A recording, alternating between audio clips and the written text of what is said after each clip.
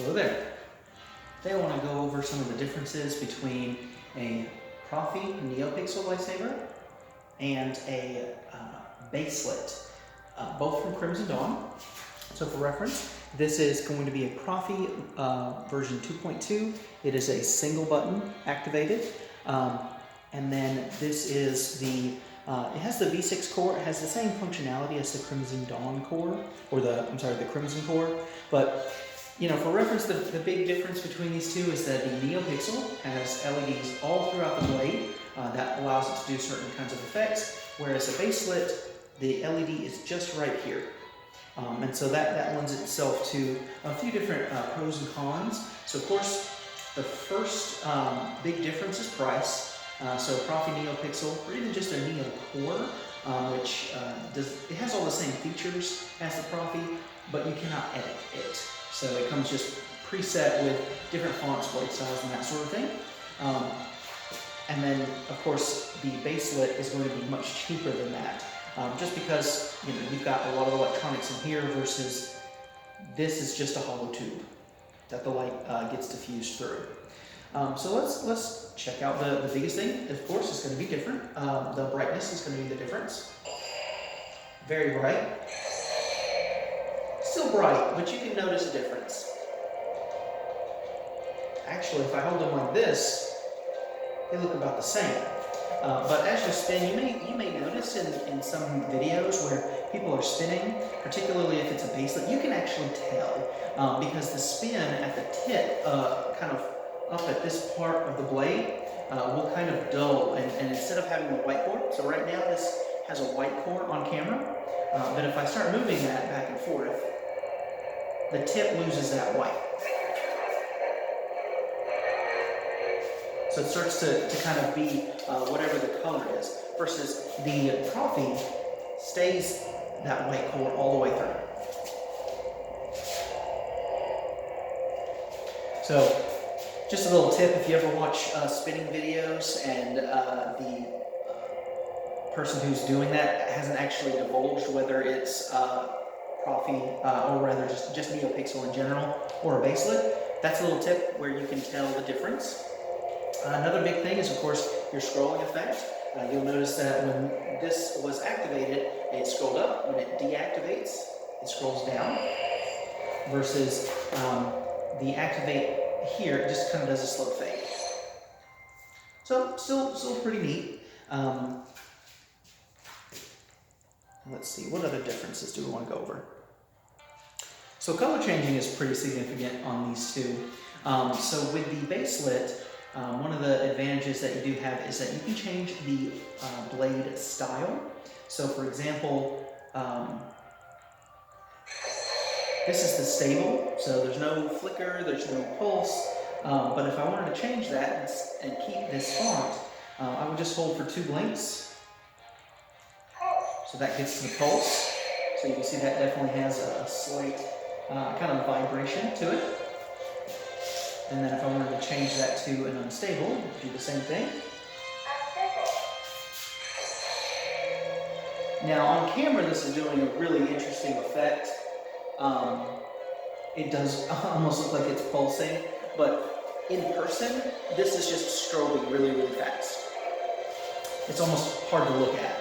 So I'm going to set this back to the regular.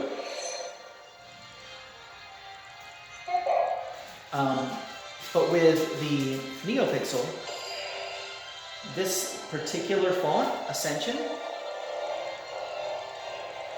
is never going to be anything other than this stable font.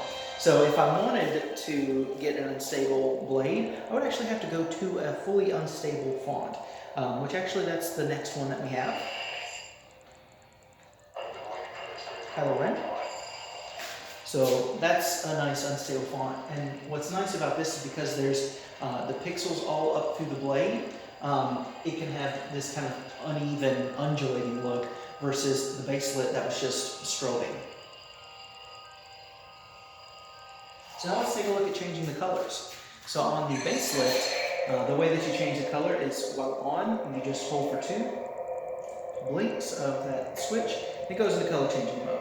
So slowly goes from that green to a nice rich blue, and then it'll go, it'll just slowly scroll. When you get to the color that you want, you just tap the button and it locks it in. So we'll try to go to a nice blue here in a moment.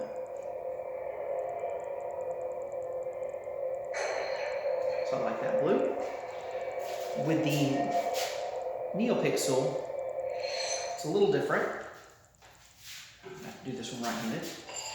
So you have to tip it down, hold the button and twist, and then you're in color changing mode. And as you rotate the hilt,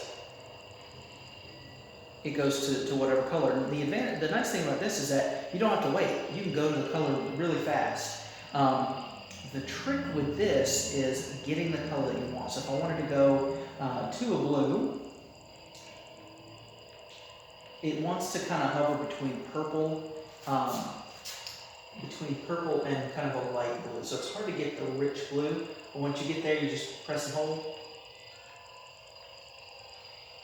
and it locks it in. So, you know, this is a little slow on the scrolling, and if you pass the color, you're going to have to keep scrolling.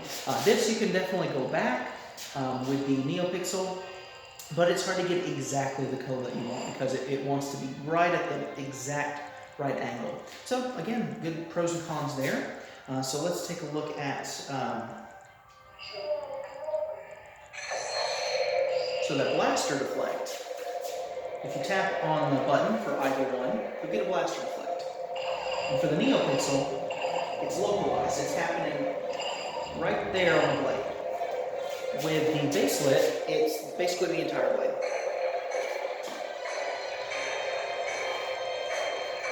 So both are interesting effects, but definitely the Neopixel wins out.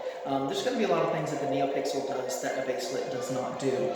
However, in my opinion, the baselets are not that far behind, and if you're a little more budget conscious and you're not quite ready to make the leap to a Neopixel, I think the baselets are adequate. They look great. I had baselit sabers for a good year before I got this Neopixel, and I was very happy with them. So I would definitely say if you're going to collect sabers, maybe just stick with one Neopixel, maybe two, but if you're going to collect, I'd say go with the baselets. The beauty of getting them from Crimson Dawn, however, is that the cores are interchangeable. So this Antares, I actually originally bought as a baselet. In fact, the core that's in this saber was in this saber. I just swapped them because I got this one as a mystery box, actually wanted the Antares, and then I just swapped the cores. But there's a couple things that you can do with the Neopixel that you just cannot with the baselit, and vice versa. So I'm going to go over that right now, just a couple of things that both can do.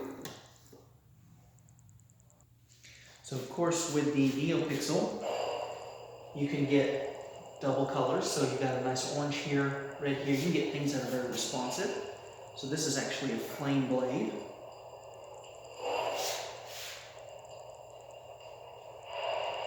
So that's pretty cool. You can't do that with a baselit. And then of course you can't do rainbow effects either.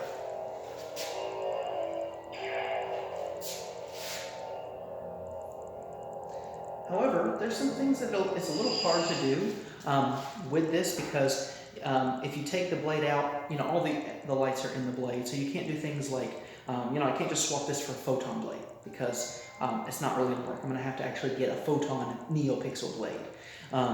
I can't do flat acrylic ripper blades. Now, Ripper Blades does make Neopixel rippers where the LED strip is around the entire edge of the blade. They look fantastic, but they're also quite expensive and very hard to replace if you accidentally break it. You know, if I accidentally break Neopixel, it's gonna hurt more than replacing just the hollow blade, but they're out there. I can, you know, more readily get them. I don't have to have it basically custom made. Now, for the baselit, there are a couple things that you can do, like I mentioned with the flat acrylic and the photon blade. I'll show you that flat acrylic blade.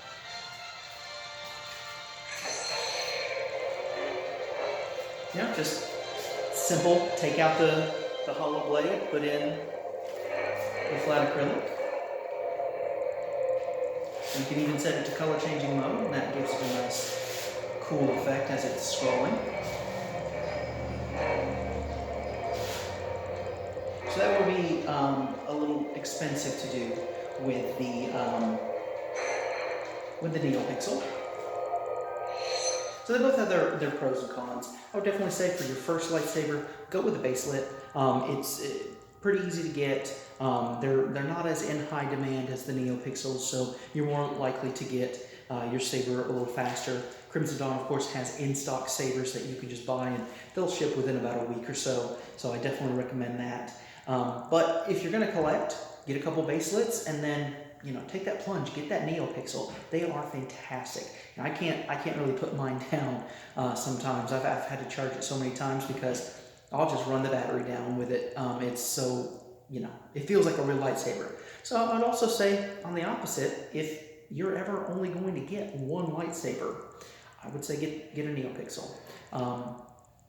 With the caveat that if you also want a duel, get the Neopixel for show and get a baselit for dueling. You can certainly duel with the Neopixel, but again, it goes back to that blade being so heavy and expensive that I wouldn't duel with the Neopixel. They certainly can do that, but you never know what's going to break. But I hope you guys enjoy, and may the Force be with you.